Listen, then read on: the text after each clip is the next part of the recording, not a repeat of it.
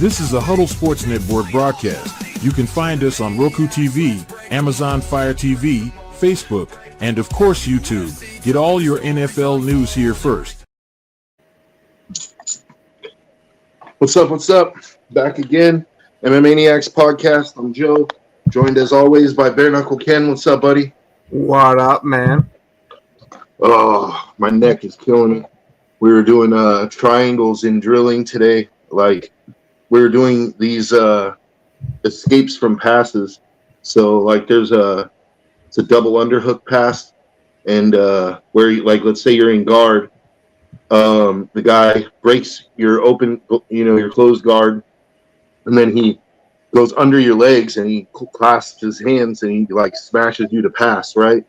So we were learning counters and attacks from that position, and so I got triangled a bunch, dude. And the thing about jiu-jitsu is it works for every body type, but there's differences when it comes to body types, So if you're a big guy like me, getting triangled sucks no matter what. But if you're a big guy like me, getting triangled sucks even more because your shoulders are so big, and your neck is big. So it's it just gets super tight, dude.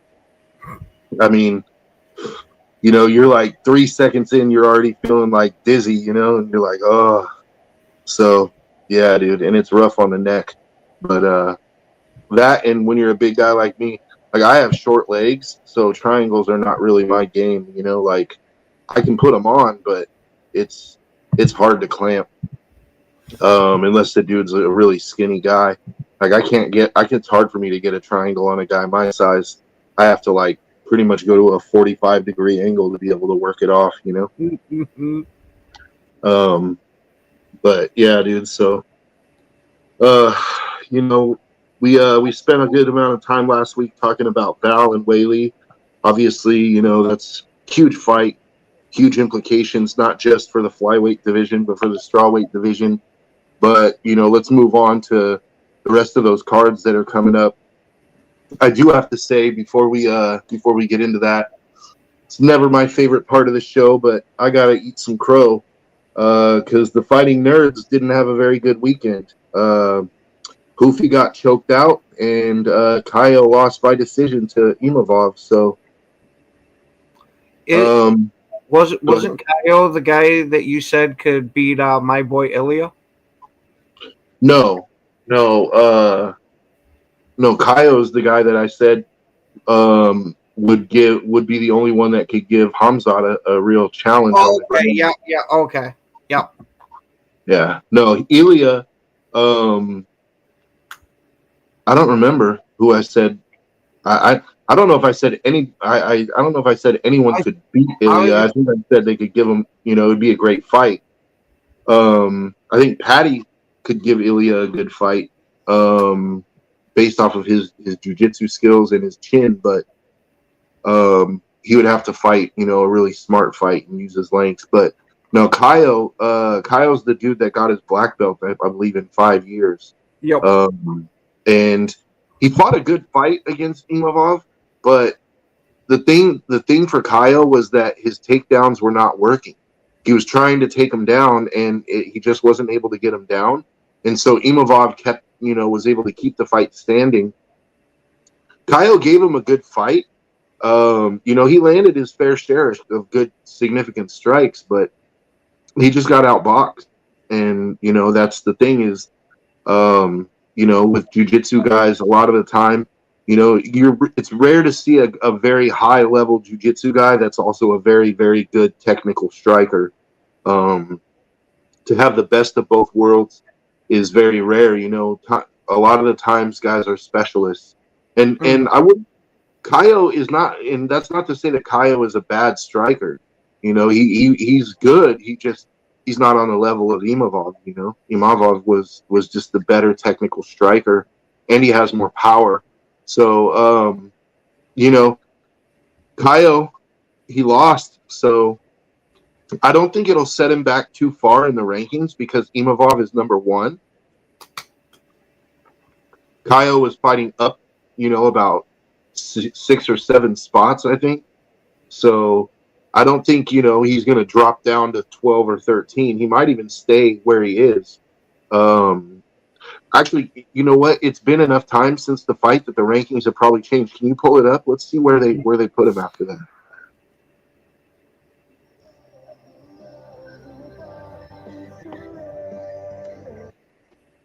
Man, I hate these spam risk calls. Mm-hmm.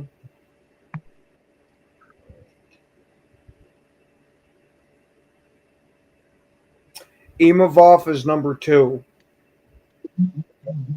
Duplessis is still Okay, and where's Kyle? He is down to number 8, but he was number 7, so it didn't put him down far. 1 spot. Yeah, so he'll probably Kyle will probably have to fight down the rankings coming off a loss in his next fight. So it doesn't set him back too far. Like, he was already. The thing is, this was a tremendous opportunity for Kyle because he would have beat Imavov. He would have an argument for the next title shot, or at the very least, he's going to crack the top 5. So it doesn't set him back too far, but a win would have really propelled him. It would have fast tracked him towards that title. So he's still not out of the picture. It does put him in a situation where he really needs to win his next fight. On the other side, Mauricio Hoofy got choked out, which I was very surprised by because the fighting nerds are generally really good jiu-jitsu guys, but they're also, they're not all world-class jiu-jitsu guys, but they're generally good enough. Like Jean Silva is pretty good. Hoofy is more of a striker, and he got choked. He got finished, which I was really surprised by. So, can we look at Hoofy's ranking right now? Because Hoofy had just cracked the top 15, and he just lost. So, And he was in which weight class? I think he's 170.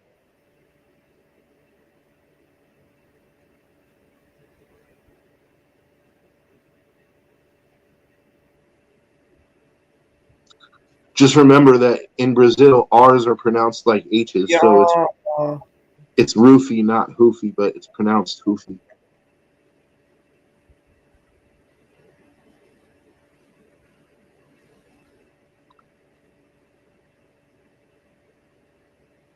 We got anybody in the chat today? Not yet. Oh, man. He's got to be way the fuck down here. Yeah, Oh, that's I don't good. think he's ranked. He's not ranked anymore? Yeah. Maybe he's not at 170. Just Google Mauricio Hoofy and it'll tell you where he's at. But yeah, so Hoofy, he lost, and so that's 2 of the fighting nerds like that just lost this weekend. That's not good for my overall prediction because I said that within a year probably 2 or 3 of these guys were going to be fighting for titles, and 2 of the 3 just lost. The guys that I was picking was Hoofy, Caio, and John Silva. I think also Pratis can work his way up. Pratis is he's coming off a big knockout. Okay, that was the issue. He's at lightweight. Yeah, so he's at 55 then. Yeah. So what's his ranking right now? 15. He barely made the cut. Yeah. So, but he was like what, number 12 or something? How many spots did he drop? It's not giving me the spots drop for that one. Well, he got finished. So either way, I mean, he's still in the top 15, but unfortunately for him, unless there's a guy in the top 10, like in the latter part of the top 10, like number 9 or 10, that's coming off a loss, he's probably going to be fighting down the rankings. He might get lucky and get a shot against somebody up the rankings if they're fighting down. So it sets his timeline back a little bit. But I mean, this is the MMA game, dude. You're going to take losses. It's exceedingly rare that you get guys with 1 or 2 losses. Like, Yeah, it's not like boxing to where one loss can mean the difference of millions of dollars in your career trajectory. It's the UFC. When I was first getting into it, they were constantly saying how they would bring up that point to make sure that everyone understood that even if a guy has a couple losses on his record, he's still an absolute killer. yeah, because they're not protecting zeros, man. The thing is that And there's so many different ways to lose in MMA versus yeah, in boxing. that's true. I think the bigger issue with boxing, though, is that fighters have so much control over who they fight. Like in MMA, in UFC specifically, like fighters do have some control. Like you get offered a fight, you can turn it down, right? But the thing is, when you get inside that top 15, everybody's killers. So you can decline 1 fight, maybe 2 fights, but if you're declining fight after fight after fight, well then guess what? Like, Dana's only contractually obligated to offer you 3 fights a year. So if you turn down 3 fights, you can sit on the shelf for a year, and that's catastrophic, especially in your prime. Unless your name is John Jones. Yeah, but in boxing, like, you see so many of the top stars avoiding each other because they're afraid to take that L, because in boxing, 1 L can, like you said, it can cost you millions of dollars. And I wish boxing wasn't that way. It wasn't that way in the 80s when you had the era of the 4 kings like Duran, Hagler, Hearns, and Leonard, like all 4 of those guys fought each other. You know what I mean? And more than once in a lot of cases. And, they all took losses. I mean, nobody is sitting here saying Roberto Duran was a bum, and that dude's got like 8 losses on his career, dude. You know what I mean? Like, Roberto Duran to this day is considered one of the greatest fighters of all time. Like Oscar De La Hoya, I'll give you another example. Oscar, aside, fishnets and cocaine aside, and and I'm only, in case we have anybody in the chat who, before they start I thought this was an MMA show. Boxing and MMA, there are some similarities in the sport. And I'm not talking about in the actual fights. I'm talking about in the way the business is run. There are some similarities, but there are a lot of differences. And this is one of the differences, is that, like, in boxing, you had a guy like Oscar De La Hoya, right? He's a Hall of Famer. He's got 6 losses on his career. He lost a lot of the big fights in his career. But why is he a Hall of Famer? Because he dared to be great. He dared to take those fights against guys who were a real risk, and he wasn't afraid of a zero. He wasn't afraid of losing the zero. There's a lot of that in MMA as well. Guys are looking for challenge. And I think the UFC does a much better job of getting the top guys to fight each other than boxing does. More often than not, in the UFC, we get the fights that we want. My only thing is the guys that you see get the white privilege. Oh yeah, like John Jones, McGregor, John Jones, to where you get to cherry pick here. Yeah, and you never heard me say that the UFC is completely blameless, right? Like, business is business, man. And, Conor McGregor generates big business. So are they going to put him in there to get him massacred against one of the top 5 killers? No, of course they're not, because if Conor gets slaughtered, it doesn't make money. It makes money on that pay-per-view, but they're trying to market Conor as long as they can. They're trying to market John Jones. Although I will say John Jones fought a lot more killers than Conor McGregor. But John Jones, as quiet as it's kept, a lot of John Jones's biggest victories were against guys that were on the tail end of their careers, like Shogun, and it's not a knock on him. You can only fight who's available. He fought who's available, right? Except for Aspinall. But yeah, so going back to the UFC rankings and Hoofy, I think he's he's got an uphill climb for him. But I don't think it does set him back a little bit. I think Kaio is in a better position because he has a chance to fight up the rankings. If there's a guy in the top 5 who lost and is fighting down, then Kyle can get another fight, even coming off a loss. But he might have to fight down the rankings his next fight. Goofy, on the other hand, I would say it's more likely that he's going to fight down the rankings than up. But you never know because the landscape changes all the time. If one of the guys in the top, the latter part of the top 10 is coming off a loss, there's a chance he could jump in there and get that fight. John Silva. Can we pull up John Silva? His last fight was against Bryce Mitchell, I believe, and he destroyed him. So I'm curious. He's a featherweight, so he's coming up on Volkanovski. I'm curious, and I actually really like that fight. I think John Silva versus Volkanovski would be a great fight. Yeah, and you want what, his ranking? His ranking right now. Okay. And his next fight if it's available.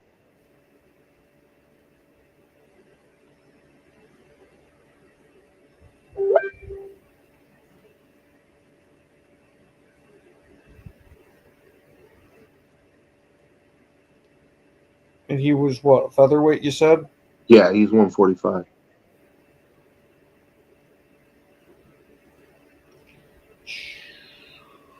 Okay, he's in the top 10. He's at 10. Okay, and who's his next fight? Does it show it? It doesn't say here. Hold on. He might not have a fight scheduled yet. Because he just fought a couple months ago. He's coming off a win over Bryce Mitchell.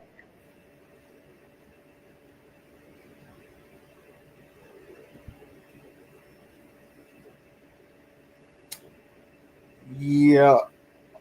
I'm not seeing anything about his next fight yet. Okay, but you know who I'm talking about, right? John Silva. Did you get a chance to see that stranglehold that he put on Bryce Mitchell? Remember we were talking about it? It was like a weird kind of a standing darce. Oh, okay, that one. Okay, yep. Now I remember it. Yeah, dude. It was like a standing darce, and he put him straight to sleep. And it was so fast, too. Like, he was out within 3-4 seconds, and the ref goes to step in because he tapped, right? But when he tapped, he went out right after he tapped. So as soon as he tapped, he went. And when John Silva let him go, he's on the ground. He's just out cold. And it was like, damn. Like, so looking at John Silva's next opponent, like, I know it's a bit of a jump in the rankings, but you know who I'd really like to see him fight? Yair Rodriguez. I feel like that would be a fucking banger, dude. I was gonna say that's a hell of a jump in the rankings because Yair is 3. Yeah, but I like it for Silva because if he loses, he lost to the number 3 guy. He's not going to fall very far. But if he wins, he's going to crack the top 5. Mm-hmm. And if I'm honest, I just really like the fight. Like, John Silva is not afraid to exchange, and neither is Yair. Like, those guys are both bangers, but Silva also has pretty good jiu-jitsu. So I just think that fight would be the blood and guts kind of war that we're looking for, dude. You know, I think it would be, or the blood and guts war that the casual fan is looking for. Although, you know, I only say that, like, because casual fans only seem to like those. But, you know, even us. I was gonna say I still love me a good war. I still love me a good blood and guts war, dude. Like, Forrest Griffin, Stephen Bonner, sign me up, dude. Like, you know, where both guys are just leaking. Like, you know, it's like, yeah, like let's stand in the middle and let's bang and let's see whose nuts are bigger, dude. We're gonna put both our nuts on the table, you know, and we're gonna bleed. That's the shit that I really love. Is the shit that you're fighting in a phone booth. And I don't just mean mindless brawling where it's left, right. I mean where you got actual technical inside brawlers going at it, and neither one of them wants to step down. Yeah, like Topuria. Topuria is a perfect example of that phone booth fighter. Like, you know, and you understand why I like him so much. yeah, no, I know. I like Topuria somewhat. Like, I'm not a fan. Like, he's a great fighter. It's just I'm not the kind of guy, like, I don't know. I like who I like. You know what I mean? And for me, like, I think he's a tremendous fighter, but I'm not going to jump on his bandwagon now because I wasn't on it in the beginning. You know what I mean? Mhm. I think he's a great fighter. I think he has a chance to really become an all-time great. I mean, he's a couple of wins away from being immortal, dude. If he can go up and beat Islam, I mean, that's, you know, he's already disposed of Volkanovski, Holloway, the two greatest featherweights of all time. Then he went up and destroyed Charles, and Charles is probably going to be a Hall of Famer. So if he gets through Islam, I mean, dude, it's like that's an incredible run. Oh, absolutely. Because even with Oliveira, he seeming to try to avoid the power there. With the insane accuracy of Ilya, even with all that head movement, you see that he's still finding you and putting it right on the fucking money with it. And it doesn't help that he's got dynamite for hands. So when that shit connects, it's connecting not only flush, but with a shit ton of power behind it. Yeah, yeah. He is probably the best pure, from a boxing standpoint, the best pure boxer I've seen in MMA. You know, he's got the combination of speed, power, and accuracy that is really rare. And so, And he actually doesn't have too bad at jiu-jitsu. He's definitely no world-class master black belt, but he's got a decent enough ground game to where if he's on the ground, you're not terrified. Which, yeah, he can wrestle. Yeah, with a lot of the boxers from back in the day when I was watching a shit ton of UFC, that was the big thing on how to beat them is you take them to the ground and they're a fish out of water. That I don't worry about with Ilya. No. Him and Pantoja to me are very similar, except that Pantoja doesn't have the crazy power. But what I mean by that is they're both extremely well-rounded. Like Pantoja, he's comfortable wherever the fight goes, you know? Mm-hmm. He can strike. He's a good technical striker. He doesn't have the greatest power, but he's good enough to, you know, he's a good enough technical striker that he can beat you on the feet, or if you want to wrestle, he can beat you there too. You know, Ilya is his ground game has not really been tested as much because he just knocks people out. Like I've seen him wrestle, right? And I know he can do it, but I haven't seen anybody be able to really take him down consistently.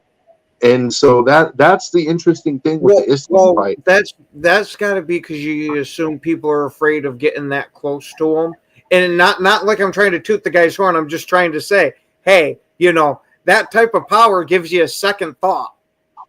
Yeah, I mean, if it doesn't, then you're a fool. Like you have to be concerned, and it has to be on your mind. Like if I get close enough to this guy, he's not only fast enough and strong enough, but his accuracy, he can put it right on my chin, and I'm going to sleep. So, yeah, but I think Islam presents an interesting challenge for him because we've never seen anybody be able to consistently take Topuria down, and I think Islam is the only one who might be able to. So I would love to see a grappling exchange between those two, not for the whole fight, but you know what I mean? Like Islam is not standing up with Topuria very long. I can tell you that. Like Islam is going to do the smart thing. He's going to get his check, bro. He's going to try to put him on the cage and take him down if they fight. So we'll see. But going back to featherweight, I really like John Silva versus either Yair. I would like to see him and Yair, I think, would be a really good fight. And I think him and Volkanovski would be a really good fight, although I don't know if he's really earned that yet. I also think him and Diego Lopez would be a good fight. I was just thinking the Diego Lopez one. Mm-hmm. Diego Lopez is another one that I'm a decent fan of. The kid's got real exciting fights. He's got decent hands, and if I'm remembering correctly, he's got a pretty good submission game. Yeah, he's pretty good. Volkanovski outclassed him with speed, and that's to me why that fight with Jean Silva is so interesting, because if it would happen is because can Volkanovski outclass him with speed like he did with Diego Lopez, or is Jean Silva gonna if Jean Silva lands on Volkanovski, he can definitely hurt him. He can definitely knock him out. So that's the interesting thing. What is Volkanovski's strategy going to be? Is it going to be to try to leg kick and stay on the outside and outclass him with speed, or is he going to try to wrestle him and take him down? That would be interesting. Even if he tries to outclass him with speed, remember what Conor McGregor said: perfect timing beats speed every time. Yeah, that's what I'm saying. If he's going to try to, but the thing is like with speed, what I mean is like staying on the outside, using footwork, not getting close enough, just leg kicking your way to a points victory. Pretty much get on your bicycle for the fight. Yeah, and I it's a strategy. Like, is it the most exciting strategy? No, but people win fights that way. But it's interesting. That's an interesting aspect to that fight, if it happens. But like I said, we got Jean Silva. He's the only one left. Him and Pratis, who haven't lost in recently. So we'll see what happens with that with the Fighting Nerds. I came in on Monday to my jiu-jitsu class, and I was talking to my professor. I was like, "Oh man, it was a bad weekend for the Fighting Nerds," And he was like, the Fighting Nerds, too much of this, not enough this. And I was like, man, like he doesn't like the Fighting Nerds, like he says they talk too much and they haven't proven enough. And I was like, but you like Ilya, right? And Ilya talks a lot. And he's like, but Ilya kill everybody. That's what he said. My professor said, literally, I was like, but you like Ilya, right? Ilya talks a lot too. And he was like, but Ilya kill everybody. So he back it up. So I'm like, yeah, Ilya does back it up. But dude, that was hella funny. Like, my professor, he's a really funny dude when he wants to be, so yeah, dude, let's get into these cards coming up. The next one, I believe, isn't it Merab and it's Merab and Sandhagen, right? Yep. But that's the co-main event. Who's the main event? It's Poatan, right? Yeah, and Ankalaev. Yeah, so let's break that Ankalaev Poatan fight down. Based off of the first fight, I mean, what are you thinking about this fight? Oh, if I remember correctly, I think it was that Alex Pereira there was dealing with some type of injury or something like that for the fight. I don't remember exactly, but he definitely did not look like himself. He was very standoffish and almost playing it safe, where usually you see him in killer mode. And if it was that there was an injury, if I'm remembering it right, that would make a lot more sense. And we could see the usual Alex that we've grown accustomed to seeing of absolutely slaughtering people. But you can't take it away from Ankalaev, too. He went out and took it from him. So I'm still going to give it to Ankalaev for now, but that might change come fight time. Yeah. I'm kind of in that boat too. Ankalaev, it was a pretty unimpressive victory, if I'm being honest. Like, he held him on the cage for the last 3 rounds. Like, it was kind of, pardon my French, but it was kind of bitch shit. I don't really like bitch shit, like, I'm going to hold you against the cage for 3 rounds and win on control time. Like, dude, that was weak. But in fairness, Alex looked really tentative.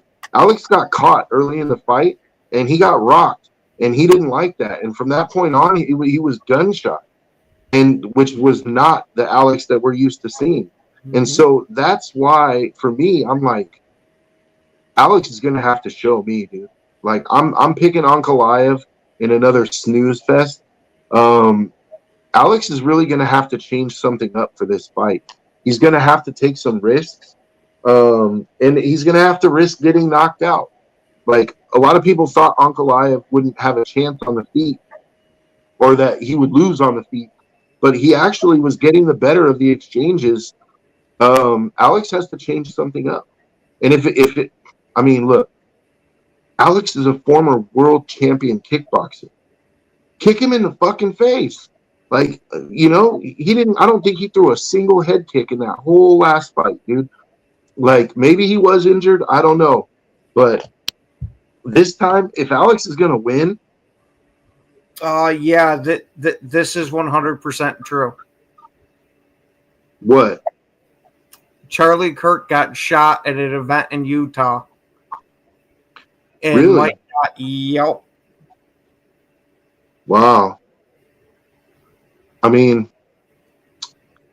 dude, when are we going to do something about these stupid libs, bro? It was a campus event in Utah, and he got shot. They do have the suspect in custody, though. I know I'm probably going to get canceled for this, but I just got to say it. Like, what if we're doing money line, what are the odds that the shooter was trans?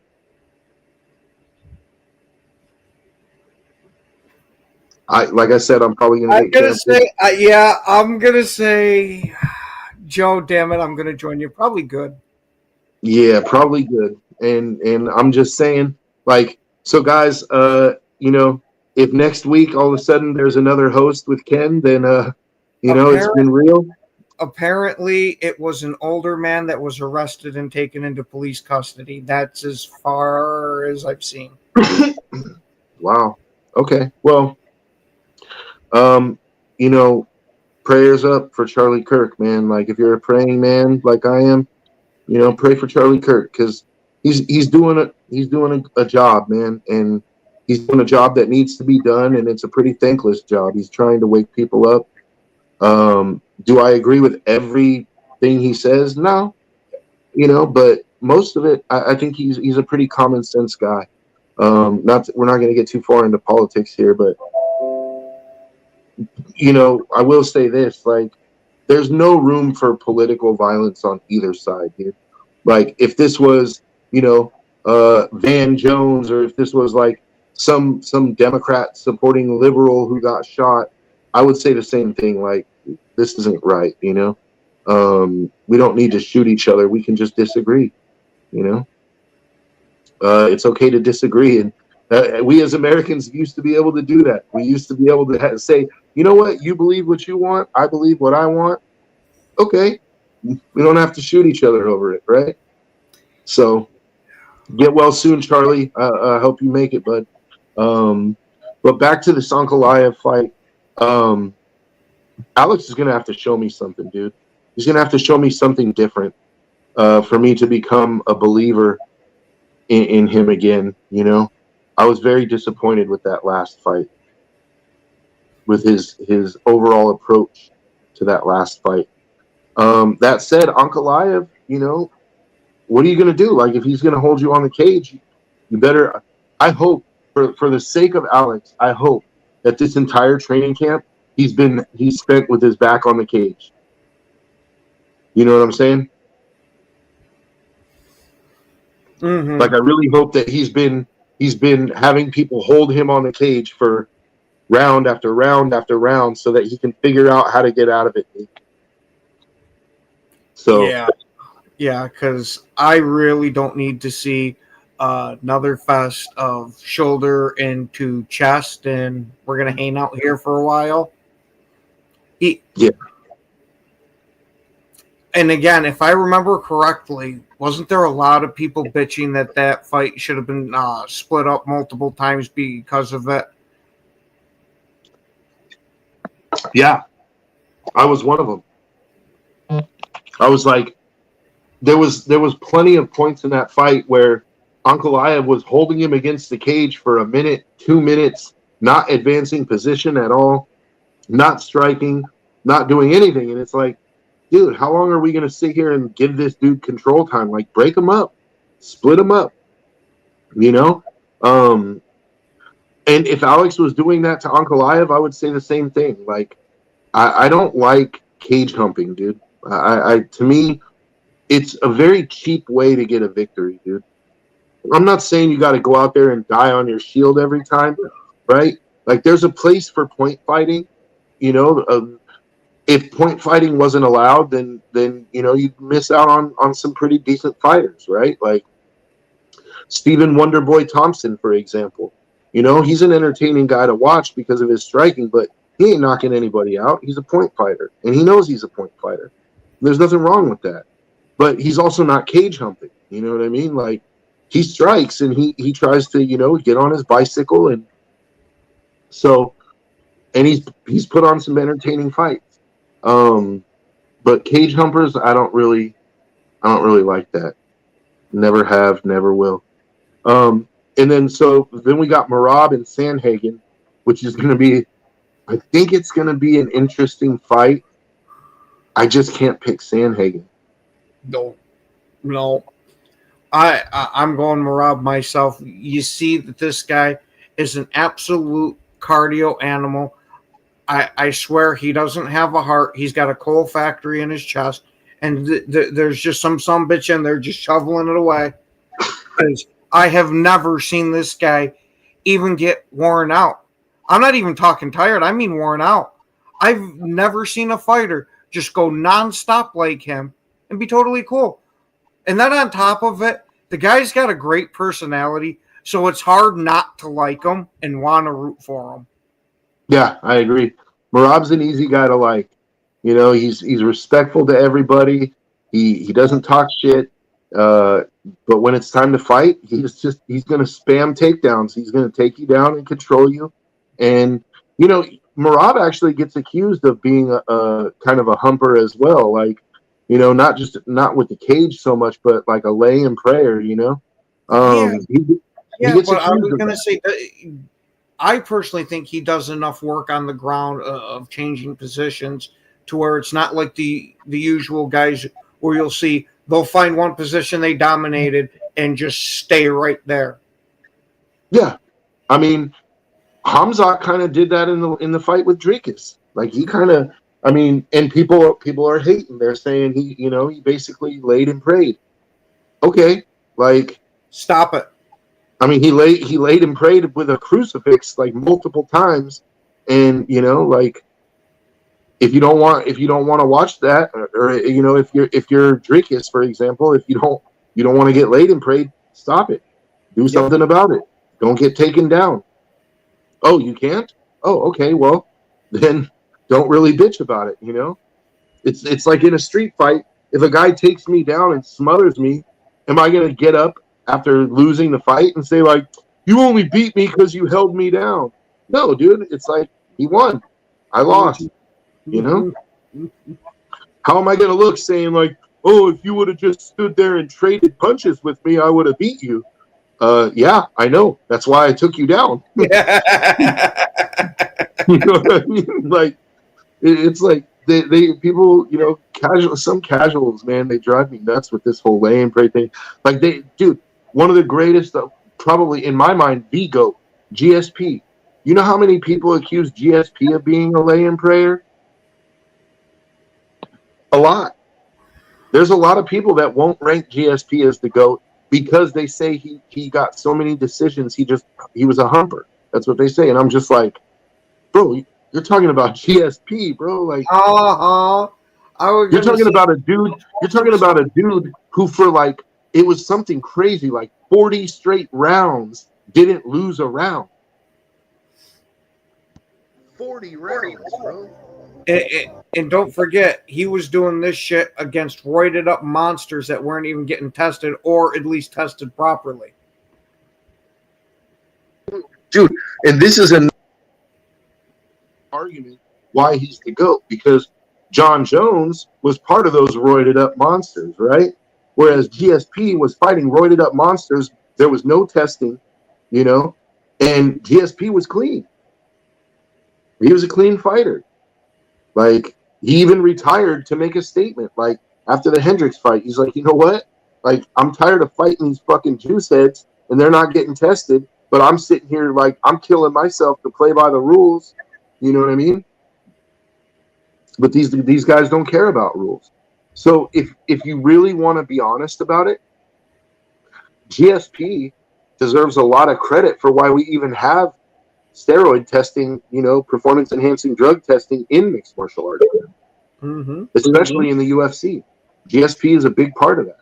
And if anybody watches this show regularly knows my stance that I'm not even against performance enhancing shit and steroids as long as everybody is doing it. That's my whole point. When you got sons of bitches that are doing it when there's natural guys, that's when I have the issue, is when you're looking for the advantage. If we want to see crazy shit and people do the superhuman, I'm cool with that. See, I mean, that's your opinion and I respect it, dude. You're not the only one I've heard say that. Like, they're like, juice them up, bro. Let them fucking go. Like, I'm not that. I'm a purist in the sense that for me, it's about competition and seeing who the better man is. And I like natural fighters. I want to see, like, naturally, without any performance enhancing drugs, who's the better man? Like, you know, who's the better man? And unfortunately, there's a lot of guys that are, you know, in that UFC Hall of Fame or that are considered, you know, GOATs that we don't know if they were clean because it was pre-USADA, you know. There's guys like that, you know, we really don't know. We can't say for sure. I can tell you for sure, Sean Shirk, I'm like 90% sure that dude was on steroids. You remember the Muscle Shark? Oh. Sean, the Muscle Shark Shirk, dude. Like, if you look at his physique, I'm like 90% sure that dude was on roids. But I mean, I'm trying to think of who the hell it was. But before the testing, the dude was an absolute monster and was running through people. And as soon as the testing came out, you seen his physique just shrink massively. And I don't think, Johnny Hendricks. No, I don't think it was that. Johnny Hendricks is one. He was on a massive winning streak, and then he lost that close decision to GSP, and then the USADA came in, and from that point on, Johnny Hendricks never won another fight. In fact, Stephen Wonderboy Thompson knocked him out. TKO'd him. So, I mean, I don't know. You know, it's interesting stuff. But yeah, so Sandhagen is a really active guy. He's you know, he uses a lot of movement. He's very versatile in his striking. He's got flying knees. He's got elbows. Merab is not above getting clipped. I mean, Merab gets clipped semi-regularly, but he just manages to survive long enough to where, you know, he gets his chin back or he gets his senses back, and then it's back to business, you know? So I have a hard time picking Sandhagen in that fight. But I do think that, you know, Sandhagen presents an interesting challenge for Merab. Like, because of his activity, because of his volume striking and his versatility in striking, his athleticism, I think he presents an interesting challenge. And I'm not going to lie, part of me wants to see Sandhagen win. Like, I like Merab a lot, But I like Sandhagen too because he's done it the right way, and he's been up and down. His story, it's Sandhagen's story that makes me like kind of root for the guy. You know, it's like every time he gets right to that point of a title shot, he loses right there, and then it's like back to I got to put 2 or 3 wins together. You know, and so for the story aspect of it, I would like to see Sandhagen win because they're going to give Merab an immediate rematch anyway. You know what I mean? It's not like Merab's going to be shit out of luck. So what does he really have to lose? You know, but Sandhagen to me is a guy like Dustin Poirier. You know, he's a guy who's put in his work over time, and he's a warrior. Like I wouldn't mind seeing him get a belt before he retires. You know. And beating Merab would be a huge feather in his cap. Yeah, I was going to say, with the way Merab is talked about, at least among the fans that I know, that's a hell of a thing to put out there. Because I know I sent the meme to you, but you got to think there's a tiny bit of truth to it. And it's an exaggeration, but it's your favorite fighter is scared of Merab because that conditioning is just a whole nother level. I know I talked about it a bunch already, but you don't see me grandstand too many things on this show. This is one of the ones I'm pounded the table for. Bro, I mean, just think about it this way. Like one of the most famous sayings in combat sports is fatigue makes cowards of us all, right? Yep. So what do you do with a guy who never gets fatigued? Like, lose. That's what I'm saying. Like, it's like eventually you're going to get tired and you're going to take the easy way out because your body is just going to tell you, your mind, that's Merab's game. He mentally breaks people. It's like he keeps the pressure until finally the other guy is just like, man, I'm so tired. I just can't do this anymore. Like, I'm done. Fuck it, So, yeah, it'll be interesting to see that fight. A little part of me wants to see Sandhagen win just for the story of it because I know Merab's going to get a rematch and he'll probably dominate the rematch. But I have a hard time picking Sandhagen to begin with. I'm going Merab in that one.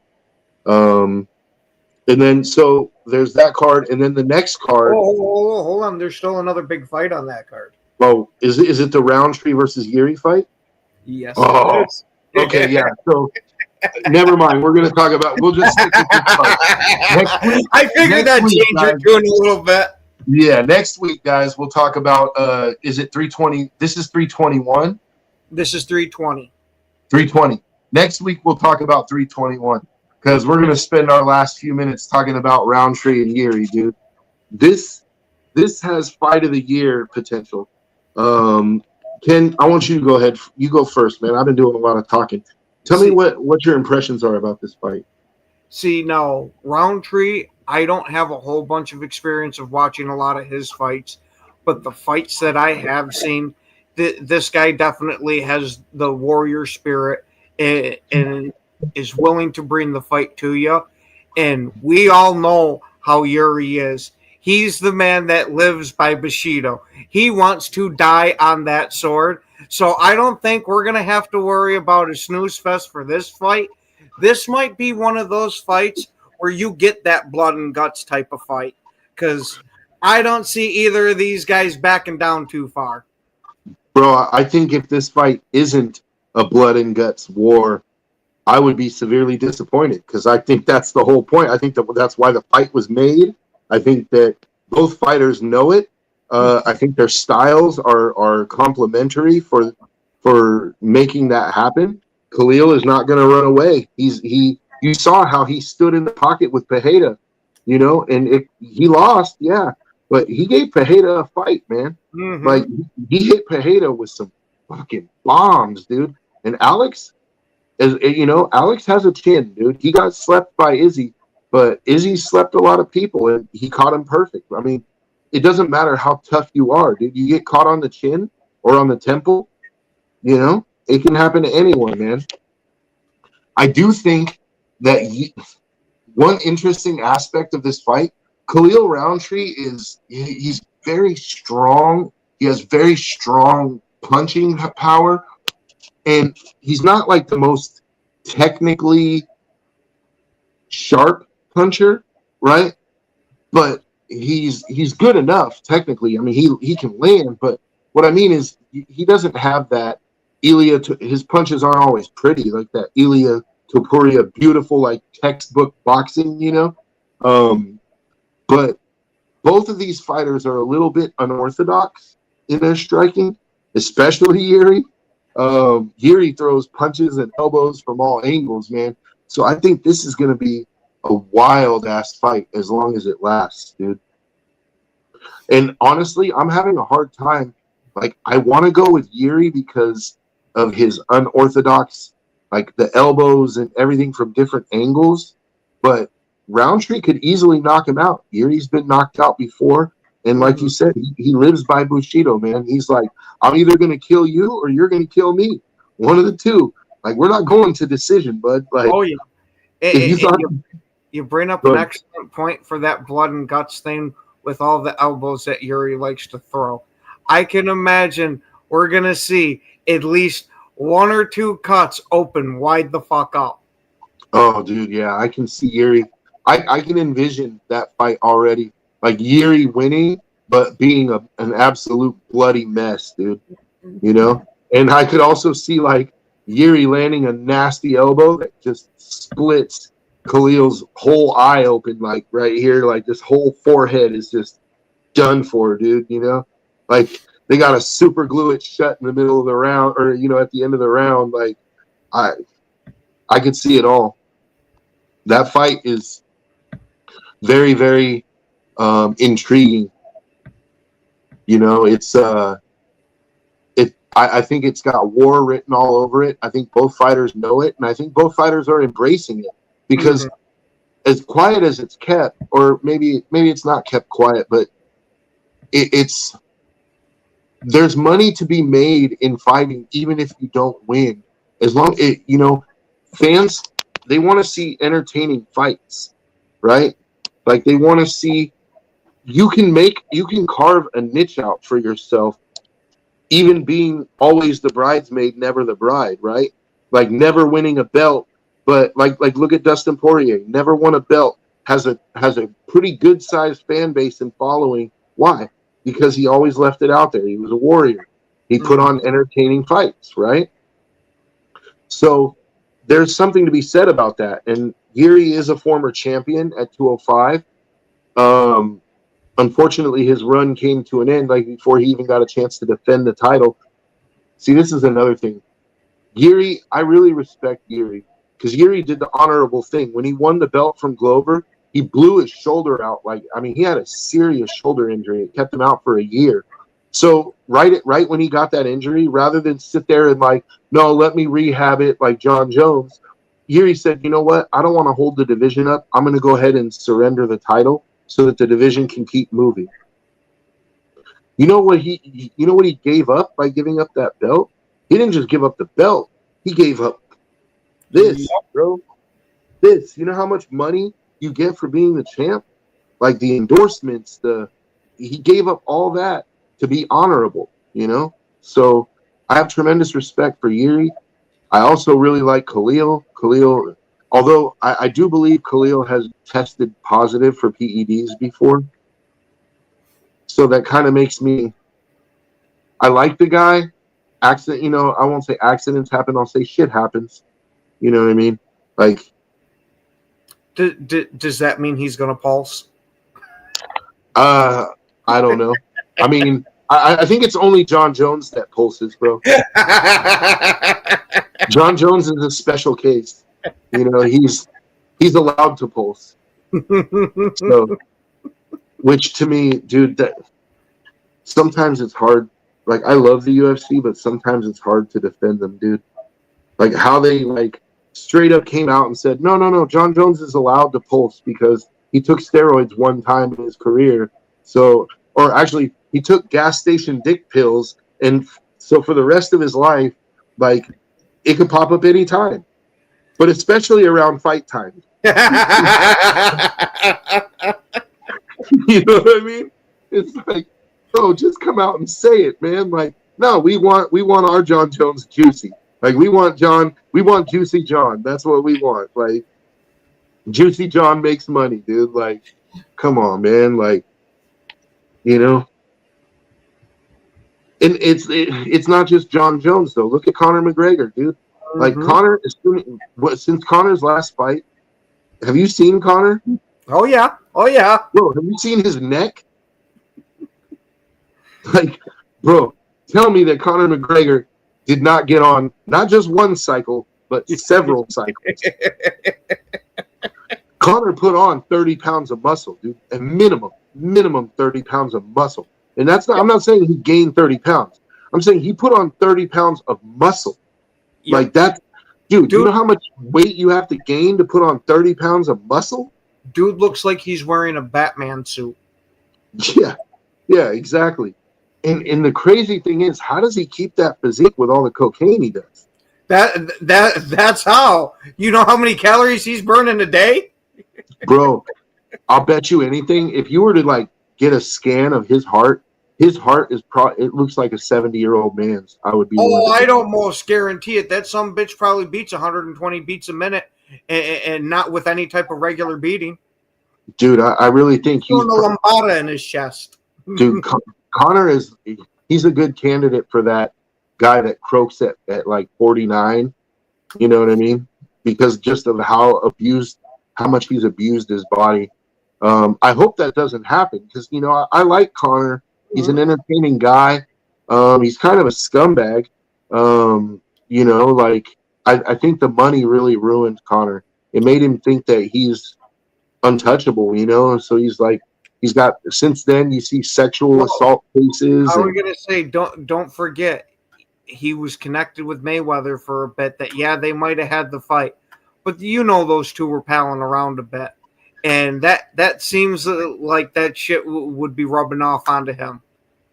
Bro, I mean, yeah, except that Floyd, as far as I know, I've never seen Floyd have a sexual assault case. Yeah. No, I'm not saying that. I'm more saying about how immature Floyd is. Yeah, well, you know, Floyd is a troll. But, like, he likes to troll people. He knows that people want to see him fail. And, you know, he throws his success in their face.